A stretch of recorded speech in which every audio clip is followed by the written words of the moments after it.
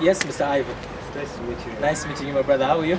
Cool, cool. Very, very good. It was so interesting working with you. It's today. nice to be here with you. I'm excited to have this small time with you. Definitely, why not? Excellent. I love So, it. Glory to but God. better, how did you come to work?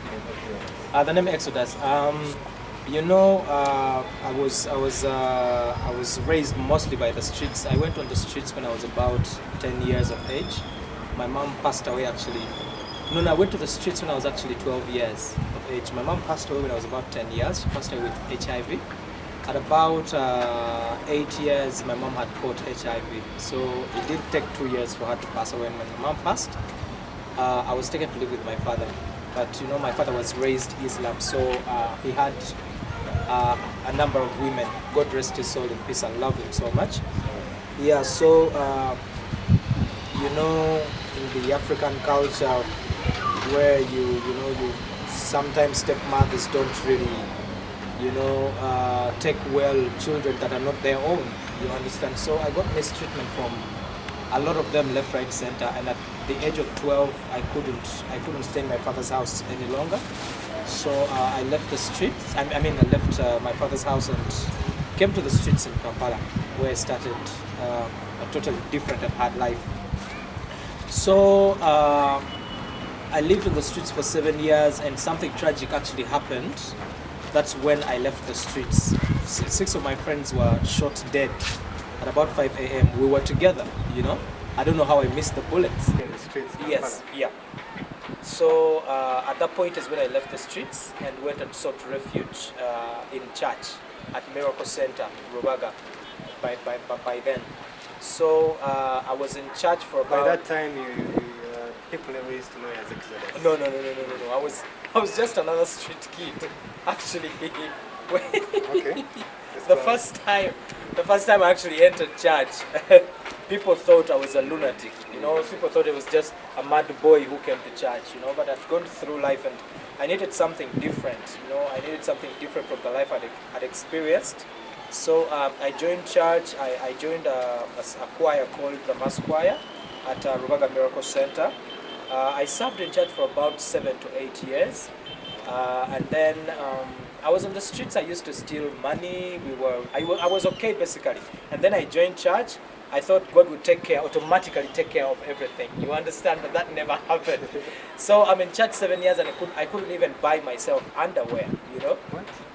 Yeah, it is at that moment when reality hit, and I'm like, hey, babe, I came to find God, but it feels like I'd never seen him anyway, So I started contemplating on whether to stay in church or go back on the streets and do what I used to do, to get money. What did you do on the street? On the street, we used to steal from people, and that's how we used to survive. The days you wouldn't steal, we would eat from dumpsters.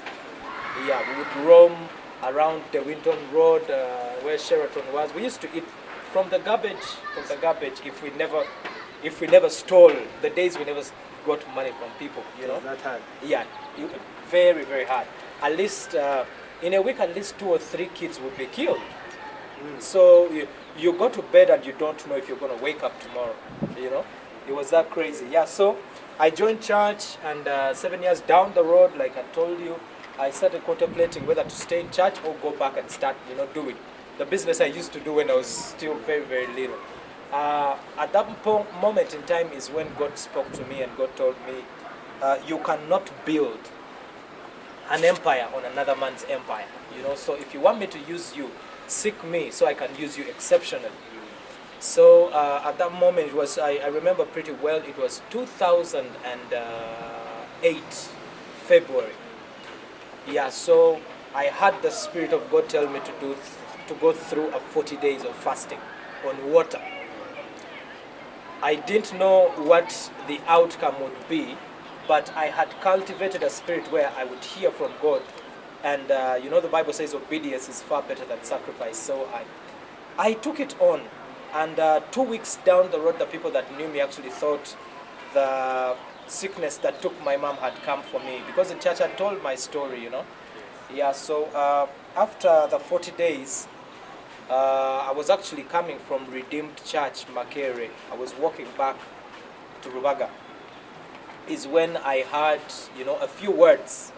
It wasn't even a song. Didn't even have melody. I just had words.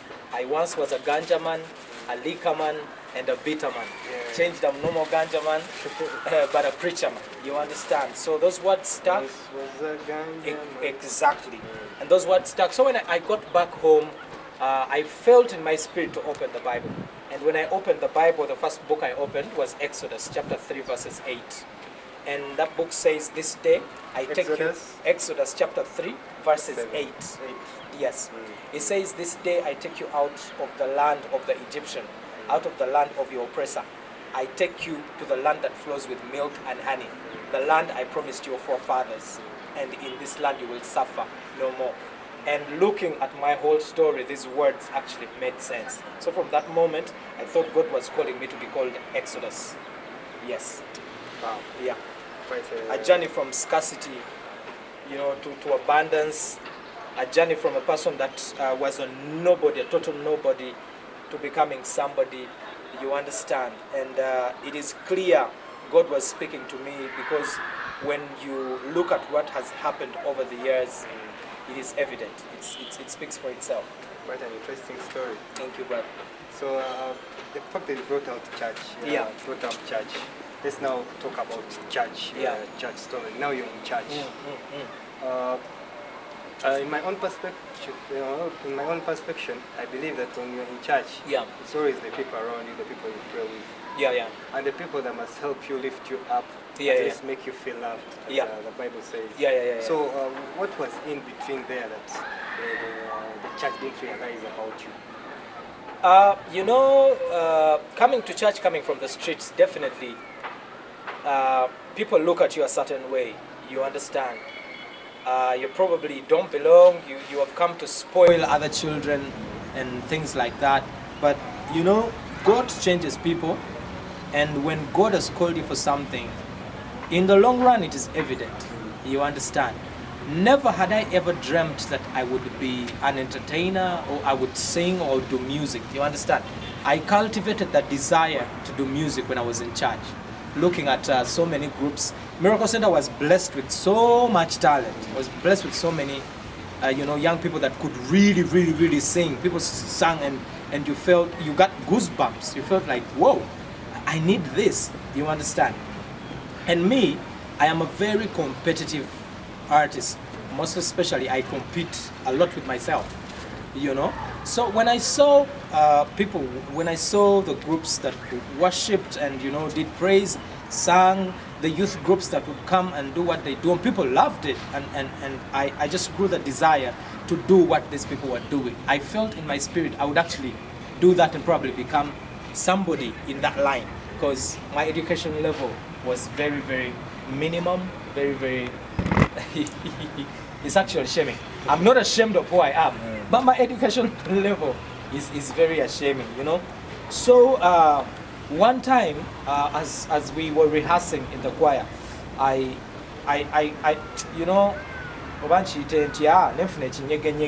you understand, to also sing. So I opened my mouth to sing, and one of the choir leaders he just shut me down and said, "Shut up! You can't sing. You will never sing. You've never come here to sing. This is not your thing." Those are really words he said in church. Yes. As you're practicing. Yes. But you see, and he was among the church leaders. The choir leaders, yeah. Kenzo has a saying. Kenzo says, "Life wekuwa remon, okolamo remonade." You understand? So, God, you see, people who have succeeded have a story. Everybody that has achieved success has a story, and it's a very painful story. Sometimes it's people who, you want to do something, but people tell you you can never do it. You can never become. You understand? But if you persist and push on and go for what you want, eventually you achieve. You understand? So this choir leader tells me, no, you can't sing. You'll never come. You will never sing. You never came here to sing. From a very young age, I've been a gymnast. So even the first time I came to church and joined the choir, that very first Sunday, as they were singing, I came in the front and I was back flipping and all that, and everybody got excited. You understand? So they kept me in the choir for that. But then when this person told me, you never came here to sing. This is not your thing. You can never be an artist. I was pushed. I have a spirit in me that tells me, once a person tells you you cannot do something, you have to push and prove to them you can do it, because everything we need to be, God has put it in us. It is just you to find it, believe it, and go for it. You understand? So slowly, bit by bit, I started singing, and it wasn't for long. It wasn't after a long time that actually people realized, hey, this boy has something. This boy has something with him. What You was understand? your first track? My very first track was a song. I don't remember the artist, but we used to do live. We do live music in church. We do live music in church. So they brought this song. The chorus says, "Everybody is somebody, and nobody is a nobody." That was my first song. First song I did in church. Actually, they gave me that song because there was actually a choir member that had come from South Africa. She had a lot of say with this choir. So when we were listening through the song, she told them, that is George's voice. That is George, no doubt about it. And the choir leader said, nah, this guy cannot sing. He can't sing, he can't do it. Yeah. So the girl was like, no, give him a chance. Let him try. Maybe if he fails. But why would you say he can't? Yet when you listen to the track, it's actually his voice. You understand? Give him a chance, let him try and fail. So they say, okay, try. But they put on me other 3 brothers, just in case I fail, you know. So we rehearsed the track for about 2 weeks, and I sang the song. Actually, that was my very first song. When the song was ending, I opened my eyes, and the whole congregation was on their feet, and some people were actually shedding tears. At that moment, that's when I realized, I think I was called to do music, to give hope to the hopeless, make people happy, because most of my music is actually happy music. You understand? I just want to give people hope, give people happiness, let people know that with God nothing is impossible. You understand? Yeah, so it wasn't easy, but it was the calling. The church wasn't so easy on me, but that was the calling. You know, gold has to go through the fire. You know, diamonds are diamonds made under pressure. You understand? Yeah, so the rest is history. Let's just take a drink. Take a drink, man. Thank you, my brother. So, coming back to music, you did that song, Ganja Man. Ganja Man. Yeah. Ganja Man. Yeah, man. I'm just imagining what was going through your head. You didn't even know that the song was going to be big as it was. No. No, I didn't, but I knew for a fact God was up to something with me.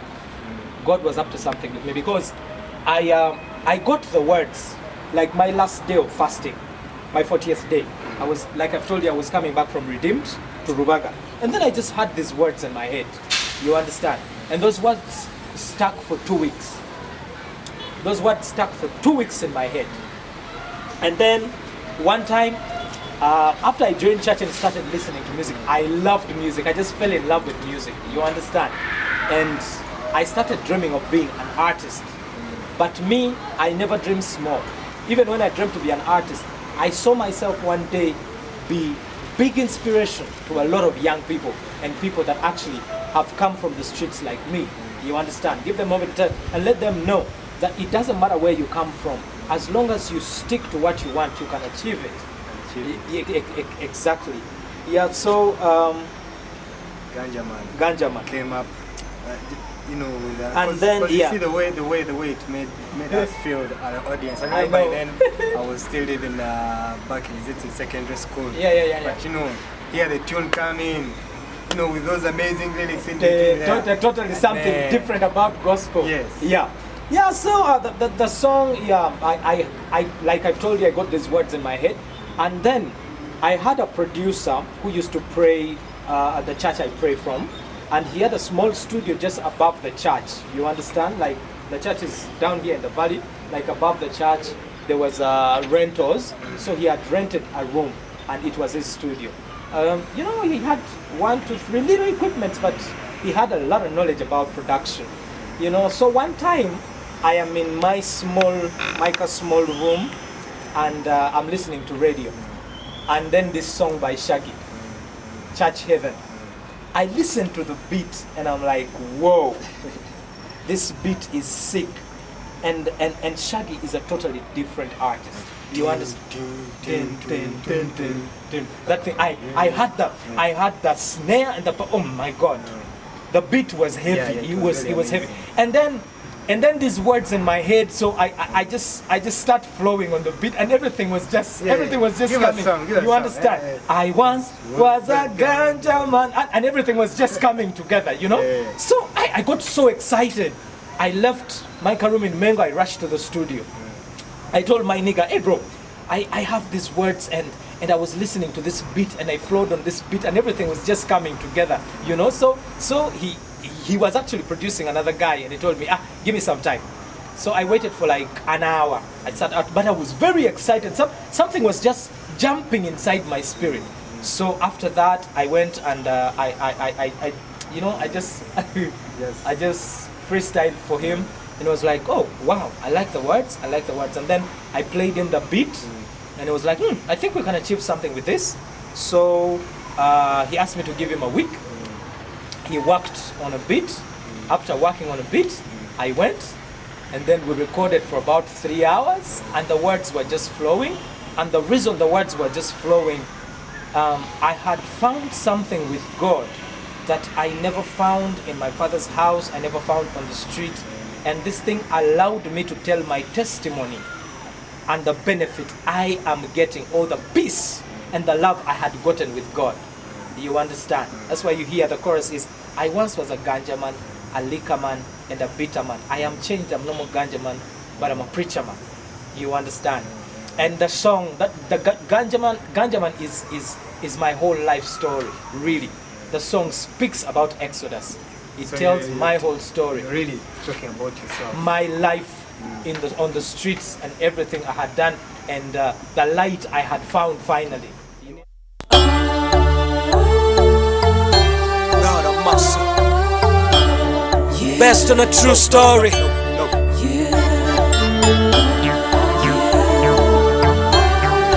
Exodus 3:8. I'm not a bad man, I'm a God man. I'm struggling to become somebody. Babylon them can see me out a tragedy, can't you see? Hey, God of mercy. Struggling to become somebody. Babylon them can see me out a tragedy, can't you see? Hey, yeah. I once was a ganja man, a liquor man, and a bitter man. Kingdom no more ganja man, no bitter, but a preacher man. Once was a ganja man, a liquor man, and a bitter man. Kingdom no more ganja man, no bitter, but a preacher man. Someone tell me why life can be so hard. To live it day and night, you struggle, fight to live alive. Someone tell me why life can be so hard. To live it day and night, you struggle, fight to live alive. He used to struggle strong and fighting every day and night, searching for what to eat at night. Struggling to become somebody. Babylon them can see me out a tragedy, can't you see? Hey, see, yeah. I once was a ganja man, a liquor man, and a bitter man. Kingdom no more ganja man, no bitter, but a preacher man. Once was a ganja man, a liquor man, and a bitter man. Kingdom no more ganja man, no bitter, but a preacher man.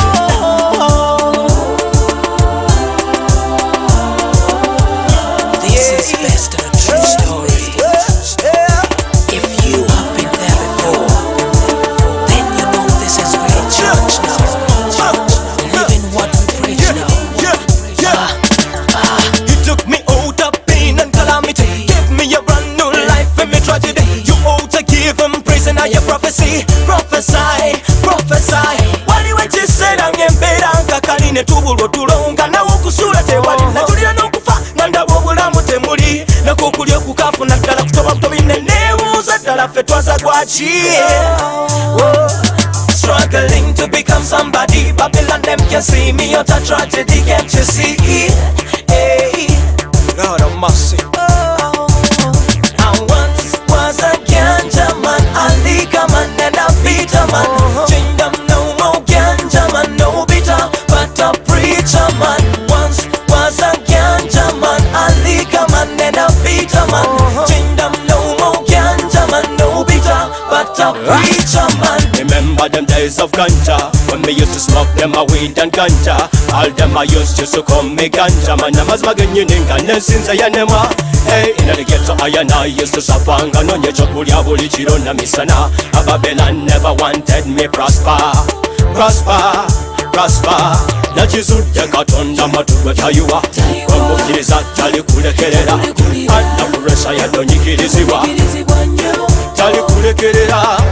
He used to struggle strong and fighting every day and night, searching for what to eat and I once was a ganja man, a liquor man and a bitter man. Kingdom no more ganja man, no bitter, but a preacher man. Once was a ganja man, a liquor man and a bitter man. Kingdom no more ganja man, no bitter, but a preacher man. He changed me, gave me a brand new life. He's my guide, my shelter and my shield. He changed me, gave me a brand new life. He's my guide, my shelter and my shield. Finally, Any other song, any other song about you, about yourself that you know that you've wrote with so much inspiration and love? All of my songs have come from a place of love, a place of finding something different. I have a lot of songs I have done, but Ganjaman is my life story. That can't change. I don't have another song that speaks about my life like Ganjaman, but I've done a lot of songs that narrate with a day-to-day life and you know, and what God has done, and these songs have blessed people. I have songs like Prophecy, I have songs like Igwe, you know, Igwe speaks about, you know, what God can do. Like I had started seeing God do things with Igwe. Like the intro says, today I have not come to ask for anything. I have just come to praise, and I've just come to say thank you. You understand? And the video is amazing. Yeah. At that time. No, till today. I'm the first artist, not even gospel. I am the first artist to shoot a budget professional video in Uganda, not just gospel, like the whole industry. I was the first artist to shoot a video that people look like and say, whoa, wait a minute. This video, somebody took quality time working on this piece of work. You know, I had people say, people that didn't even know you by then. Yeah. This guy is a Nigerian. Yeah. Actually, all my music, I'm not accredited. It's not accredited to me. But you see, when I was starting my career, I looked at a lot of gospel artists in the industry. Then, you understand, and they were amazing, you know. But some of them didn't have a spark.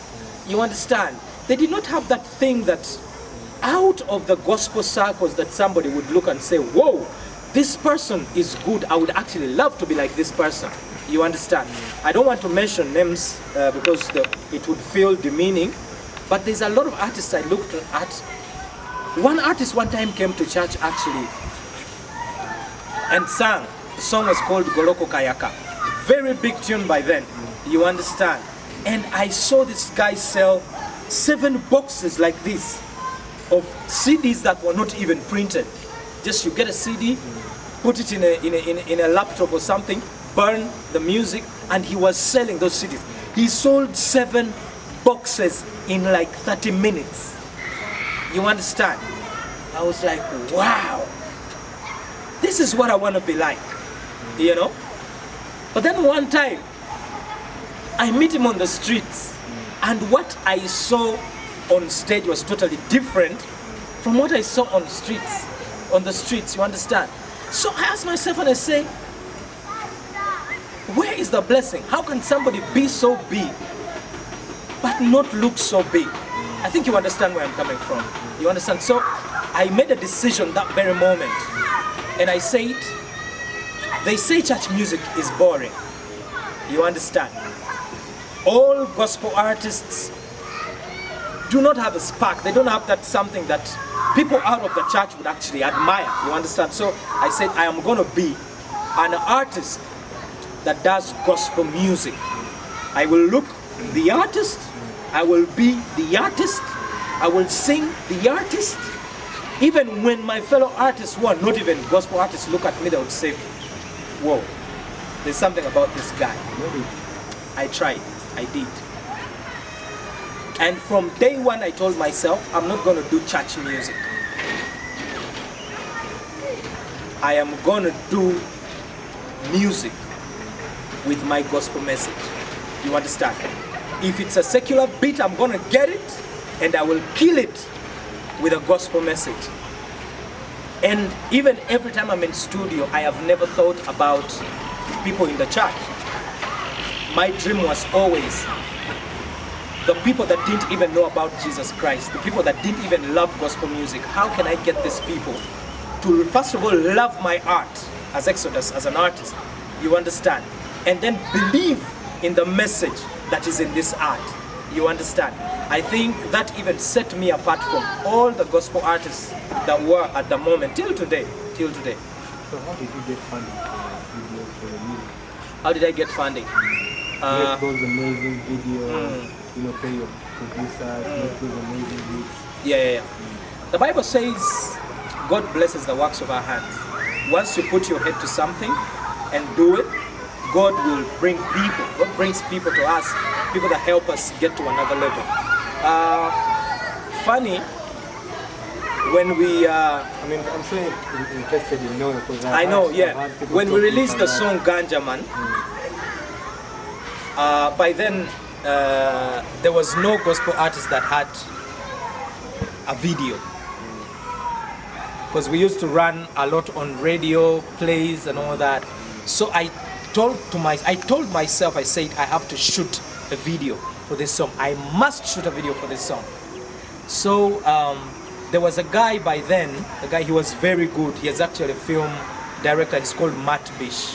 Yeah, he's the guy I went to, and I told him, yeah, I have this song, and I would love, to shoot a video. And he listened to the song. He said, "Wait, you're the guy behind this song." I'm like, yeah. And he said, "I thought this was from Jamaica, man. You are so talented." Those were his words. So he listened to the song, and after listening to the song, he told me, "Yeah, we're gonna shoot this one. I must shoot this one." So when we sat down, he told me, "You're gonna pay 3.5, bro." 3.5. That was 2001? 2000. Now this is 2010. 2010. Yes. So 3.5. I'd gone about a year and a half without seeing 200,000 shillings. Yeah. But I'm a man of faith. I talked to him and told him, I don't have 3.5, but I want to work with you. There's no other person I want to work with.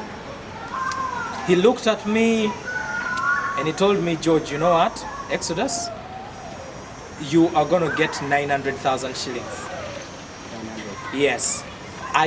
We are going to shoot before you even pay me. But it is until you pay the last 50 shillings that you'll get this piece of work." I was excited. Now, my career is kicking off. I've done a song, people are loving it, people are accepting it. You understand? So we shoot. It was amazing. I paid that video for 1 full year. Not releasing the video. Yes, I would go have a show here. By then, Power FM was the biggest gospel station, and they had different school tours, and they did different shows in universities, So we would go perform. They pay you like 30,000 here. I would run to Muyenga, and I paid this video for 1 full year. You understand? But it paid off after, because the song was playing big in clubs. It was a very big song. It cut across, and that was my heart's desire, to see gospel music go out of the four corners of church. You understand? And compete with mainstream music. You understand? Because there were great artists. There was Bebe Cool doing great things. There was Chameleon doing amazing things. There was Bobby Wine doing amazing things. You understand? And here I am, a little boy wanting to be like these great stars. You understand? But then I was like, yes, but I'm a gospel artist. But then I was like, I can do what these guys do, and I can even do it better. You understand? We sing to church music. We sing live. You understand? And some of this, yes, they had the look. They had it all. They had the money and everything. But vocally, some of us were better than these people. You understand? So I said my competition is going to be the mainstream artists. I want to be like them. I want to be a gospel artist, but like these mainstream artists. My name has to sound. Somebody has to represent gospel music. You understand? Yes, so before I even knew it, the song is playing, the video is out. I meet one DJ who was the biggest DJ at the moment. God rest his soul in peace, DJ Momo. He was doing big things. And there's a DJ friend of mine, he actually lives in Rwanda right now, Rabs, the Machine Man, doing quite great in Kigali. He's the one who actually helped me to meet DJ Momo. When DJ Momo met me, Rabs told him, this is the boy that did Ganja. And I was like, I'm not gonna curse, but that's what he did. And he said, it can't be him. The guy told him, no, it's his song. The guy told me, you sure it's your song? Like, yeah. Say, give me one verse and a chorus right now. So I did. And he was like, wait a minute. We thought this song is from Jamaica. This is a Jamaican song. He told me, boy, Uganda has to know you. Everywhere I go, I have to play your music. Everywhere I go, you have to come with me and perform. And that's what we did. Everywhere he was, I went and performed. My first performance, people hit me with water bottles. Not because they didn't love me or the song. They said, you understand?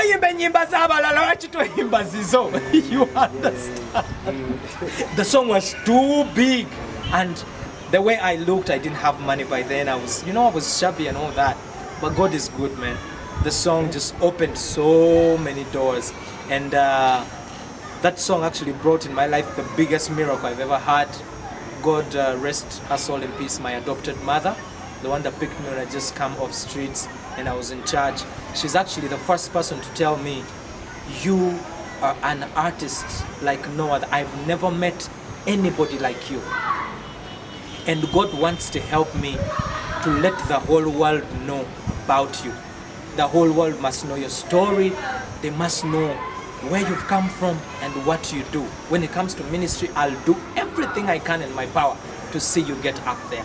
And we worked only for 3 years, and unfortunately cancer took her away from me. Yeah, she was the founder of the biggest organization, charity organization in East Africa. I know she took care of over 12,000 ex-child soldiers in northern Uganda. The organization is called Irene Gleason Foundation. It's actually there still helping a lot of young children and realizing dreams for other people. Yeah, she's the one from Igwe. She's the one who actually sponsored me for Igwe. She paid $13,000 for that video. Yes, $13,000 for that video. We shot it in Kenya, Nairobi. Actually, when people heard about how much we had invested in that video, even in Kenya, it became viral, it became big news, because even there, nobody had done a budget video. So that is how much God showed me that, son, you don't even know who you are. You don't even know what you have.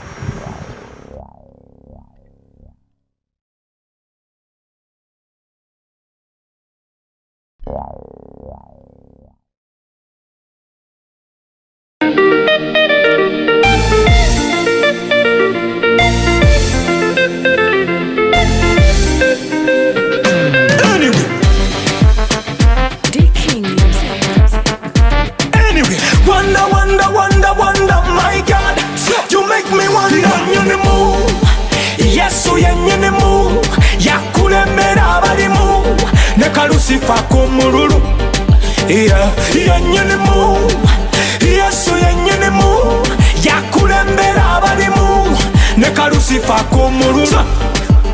Call me a believer, but I know every time something win ya. When I Benz and I be me a cruiser. Oh Lord, it make me bigger. Now let me go down to the preacher. Give me the word, not just a teacher.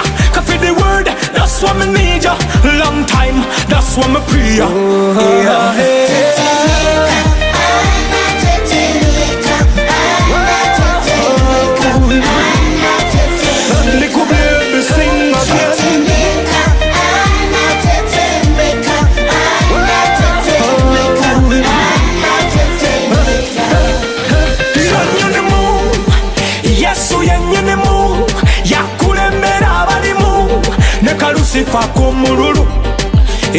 Yenyinimu, Yesu yenyinimu, yakulembera abalimu ne kalusifa kumululu. Zemuli nkimanyi yakulembera Jehova ebintu abiteeka mu vibe. From a long time I'm blessed my thing. Achikonamu mosaba kukoneramu. Achikonamu ne kalusifa ne kesikamu.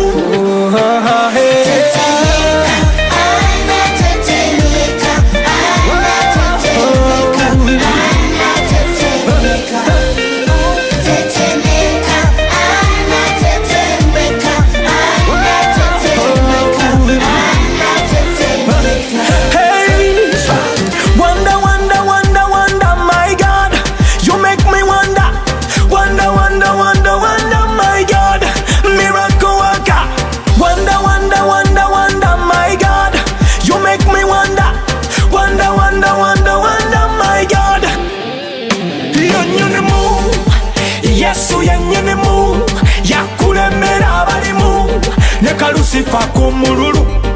Yenyinimu, Yesu yenyinimu, yakulembera abalimu ne kalusifa kumululu. Call me a believer, but you know every time say me win ya. But a Benz and a Beamer, me a cruiser. Oh Lord, you make me bigger. Now let me go down to the preacher. Give me the word, not just a teacher. Coffee the word, that's what me need ya. Long time, that's what me pray ya. Yenyinimu, yes yenyinimu, yakulembera abalimu ne kalusifa kumululu. Got them.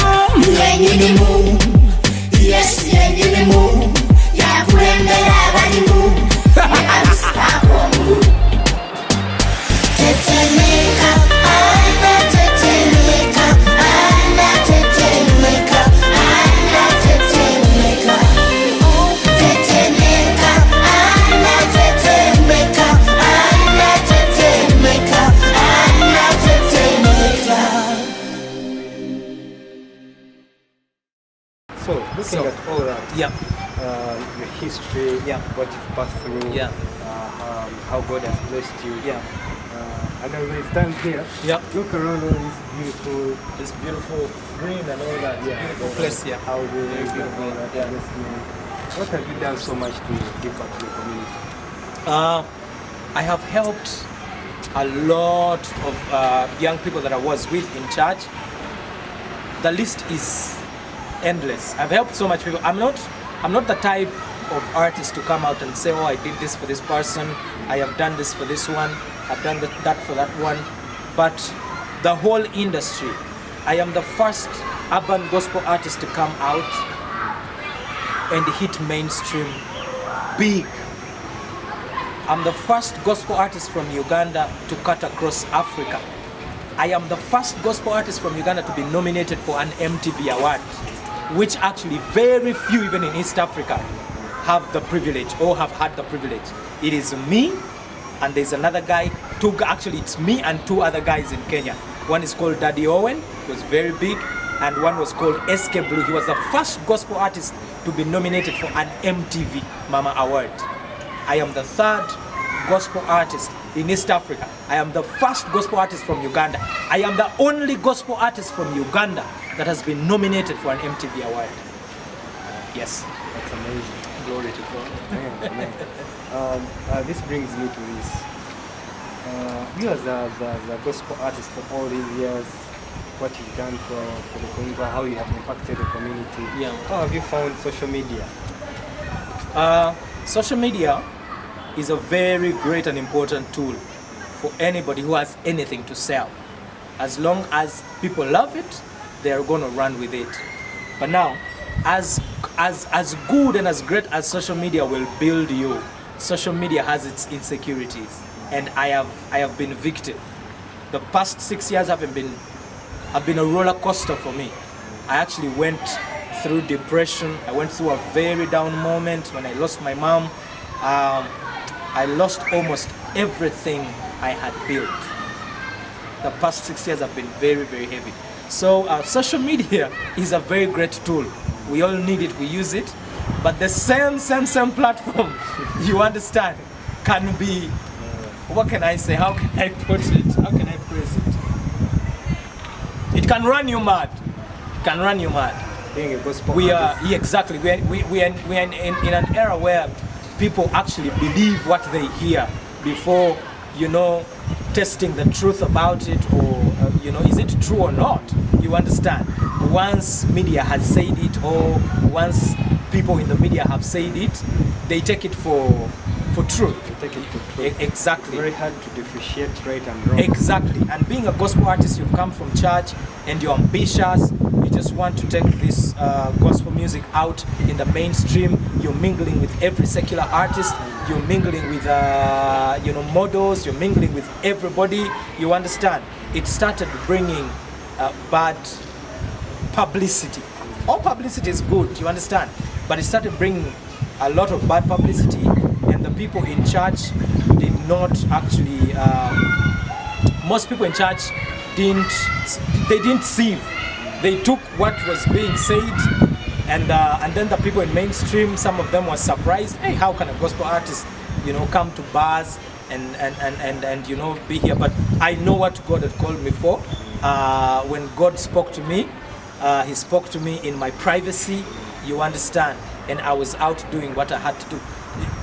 Social media is great. It's a very, very, very great platform. We all need it. So sometimes it will bash you, but it has built all of us. It has. How is your relationship with the Dixon? What do you mean when you ask my relationship as with a, Dixon? as a fellow gospel artist, the fact that you're in the same industry, almost like you say in business. Yeah. It's competition. Yeah. But you see, my competition has never been gospel. My competition has never been gospel. My competition has always been, how can we package gospel that the main industry will love it, actually accept it and take it. You understand? That has always been. My competition has always been the greatest in the industry, not putting boundaries on it. If Bebe Cool is the greatest artist, my competition is Bebe Cool. You understand? How can I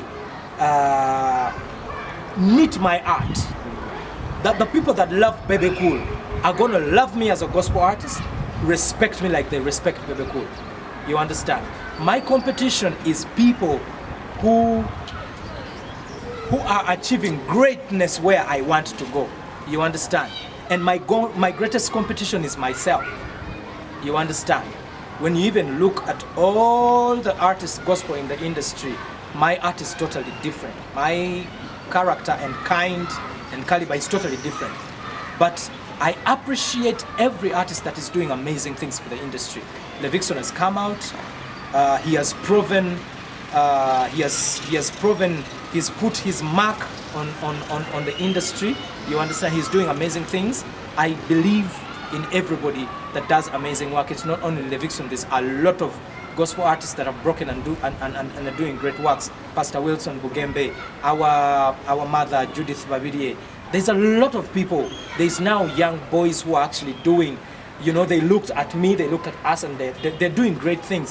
They just don't want to keep the music in the church. They want to take it out there and let everybody know about them. There's Qualifix, there's what's this other boy? There's Qualifix, there's forgotten the name. I can't break all of them, but there's a lot of young talent doing amazing things for the gospel industry, and I salute and appreciate them, all of them. You and Levixon have Yeah. a song. Yeah. together. Yeah. It's called Give me love. Give Me Love. Where did that concept come from? We were in a time of campaign, and you know, elections are very, very sensitive moments. You understand, and you know very well this last election hasn't been really, really good. You understand. Some elements of tribalism had started creeping in. You understand. People had started, instead of playing politics, people were actually starting to take politics very seriously. People were hating on each other. People were, you know, there were killings here and there. You understand, a lot was happening. So I had this idea. I actually, when I got the idea, I shared it with Hatta. Hata for Hata Concepts. You know him, the guy that does movies and all that. He's an amazing brother. Yeah, so I shared my idea with him. When he listened to the idea, he said, whoa, this message is very timely. It's now. It's like now people need it. People need love. People need to understand that elections don't have to separate us. They have to bring us together. You understand? So that night, out of the blue, Levikson called me. So when he called me, we were talking just, brotherly. We are just exchanging brotherly. And then I told him, hey, bro, I'm hitting studio. You understand everything that's going on. I want to do something that will bring people together. You understand? Let these elections zireme kutwechayisa. Zireme kutweyawuzamu. Ndi Muganda, oli Munyankole. You understand? Yet we are one people. So I talked to him about it and he loved the idea. He was like, hey, no, Exodus. We have to hit studio together for this one. So we hit studio and we did an amazing piece. We shot it and it's a beautiful song. It's actually topped East Africa on #1 gospel trace music for probably 6 months. It's a beautiful piece. It talks about peace. Yes. We are one family. We are one harmony. We are one. Give me peace, give me reason. Oh yeah. What a one man. Why do you kill me? Yet I'm your brother. Supposed to love each other. Ebibuzo nga bingi ebinyiizo nga bingi obuzungu nze mbuuza naye bino bitusawa mama lera kama. Give me that reason. Give me that proper foundation. Give me salvation. Give me motivation. Oh, give me that reason. Give me that proper foundation. Give me salvation. Give me motivation. Give me freedom. Give me love. Give me freedom. Give me love. Give me freedom. Give me peace. Give me reason. Give me love. Give me freedom. Give me love. Give me freedom. Give me love. Give me freedom. Give me peace. Give me reason.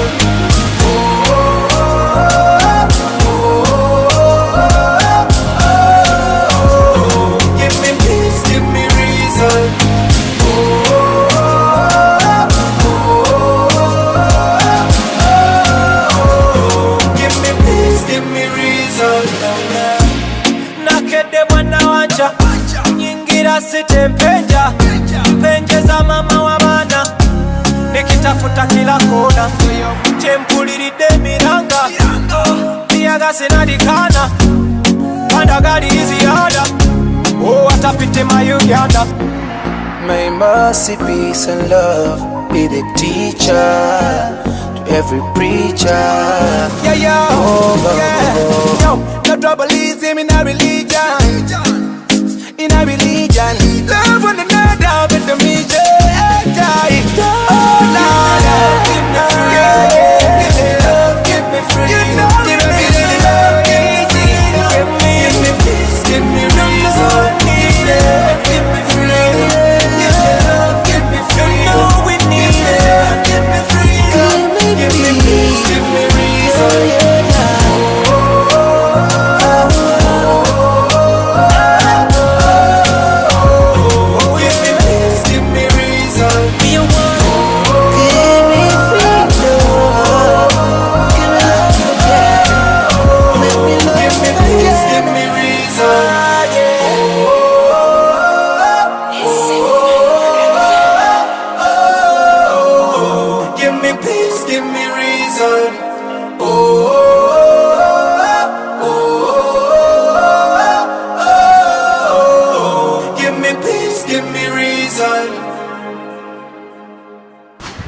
So most of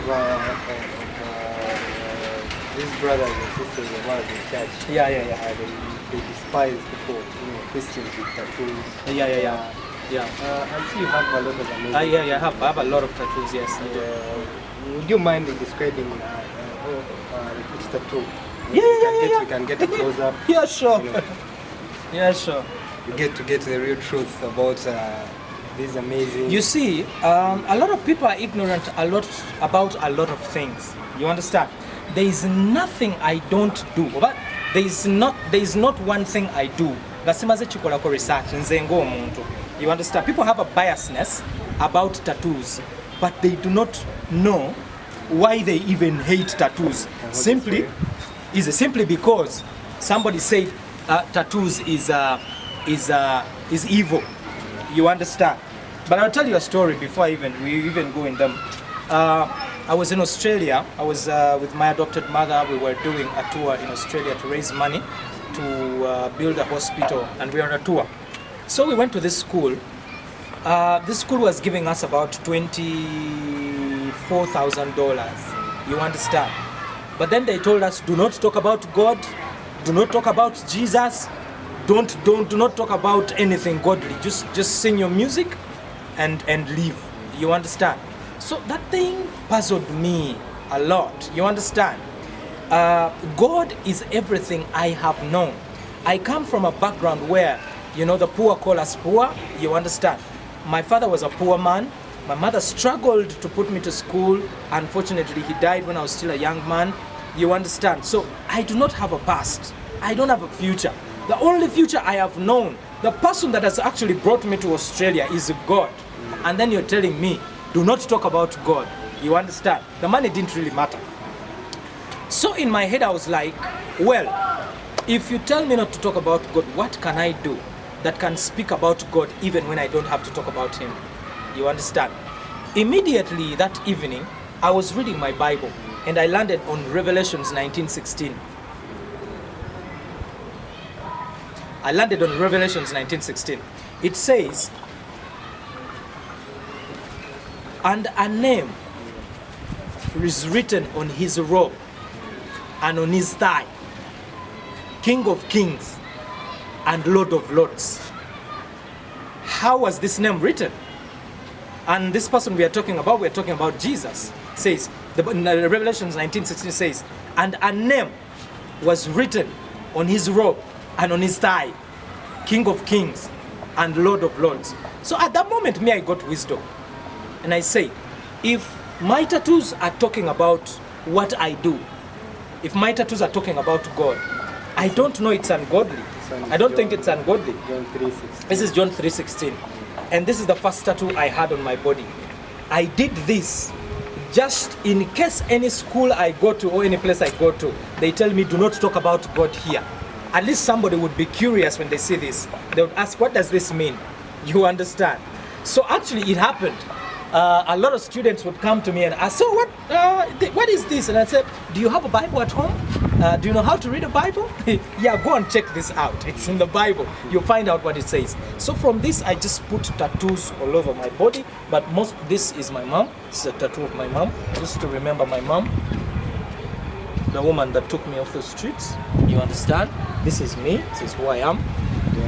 Then this is what I do. Music. I love music. This is the Star of David. This is the Star of David. This is protection for my children and myself. Psalms 91. Psalms 91.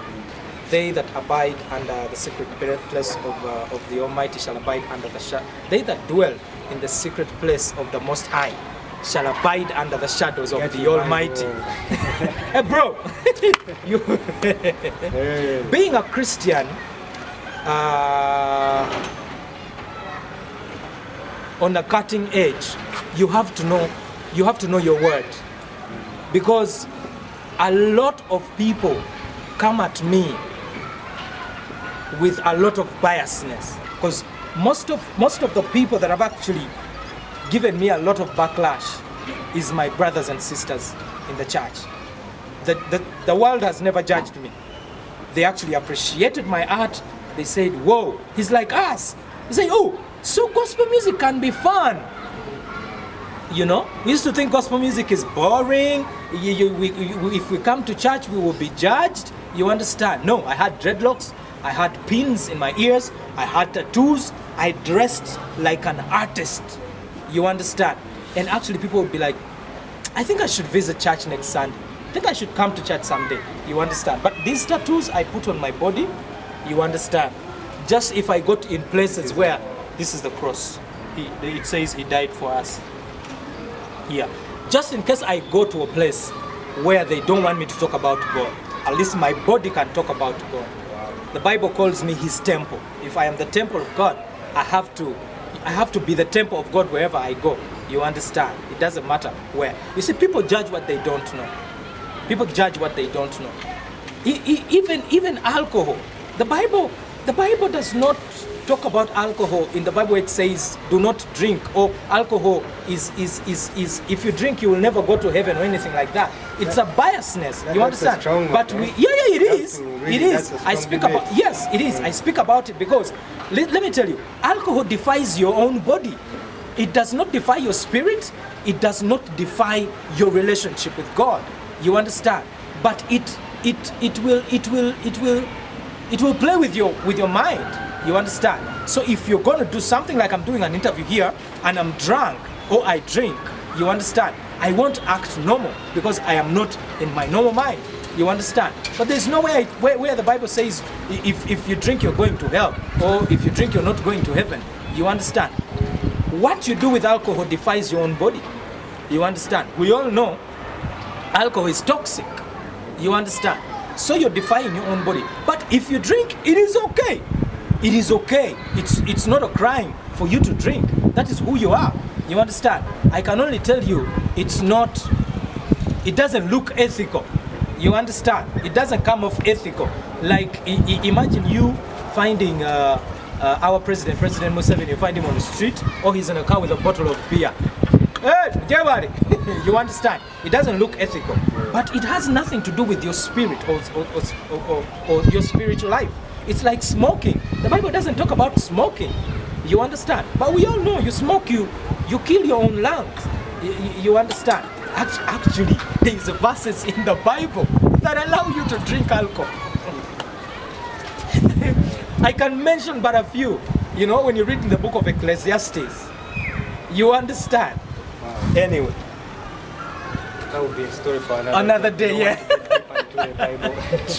True. So, as I finalize with you, yes, my brother.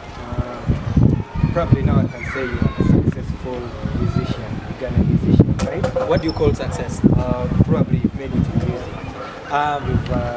You've changed the industry of yes. gospel music. Yes. Probably you brought something different and you still started. Yeah. That's what I mean by success. Yeah, but success to me. Made enough from it, to start like Exodus, and everyone says that's Exodus because everyone knows Exodus from there up to this. Material really doesn't matter, though we need it. It's very important, but it doesn't matter to me. Impact is the lives I've changed, the people I have impacted with what I do. You understand?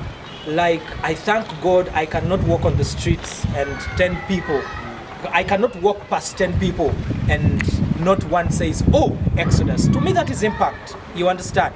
My name has spread with people. That means what I have done has impacted people. To me, that is the epitome of everything I do. I'm satisfied with that.